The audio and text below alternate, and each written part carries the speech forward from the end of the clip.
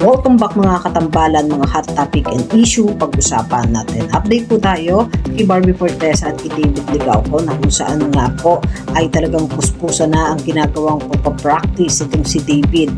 Ito nga po ay para sa nalalapit na paglalaro nitong si David sa Bench Shoot of Asia na gaganapin naman sa October 26 sa Mall of Asia. Makikita po dito na puspusa na ang ginagawang pagpapractice nitong si David upang paghandaan nga ang nalalapit na Bench Shoot of Asia. Samantalang nag-post din itong si David sa kanyang social media account at ito nga po ay para naman po sa Oppo Reno 14 5G na kung saan nga po ay ini-explain itong si David ang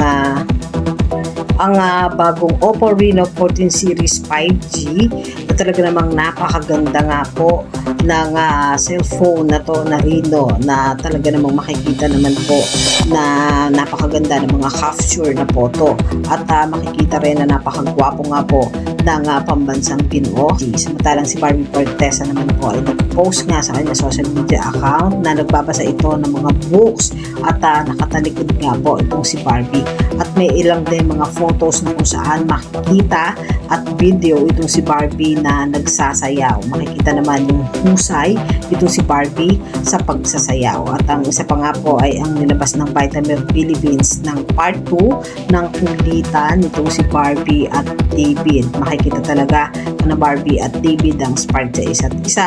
Yan po yung mga update natin ngayon kay Barbie at kay David. Kaya mga katambalan, ano masasabi nyo? Mag-comment lang sa comment section at pag-usapan natin. Yan ang mga hot topic and issue dito lamang sa Tambalang JK.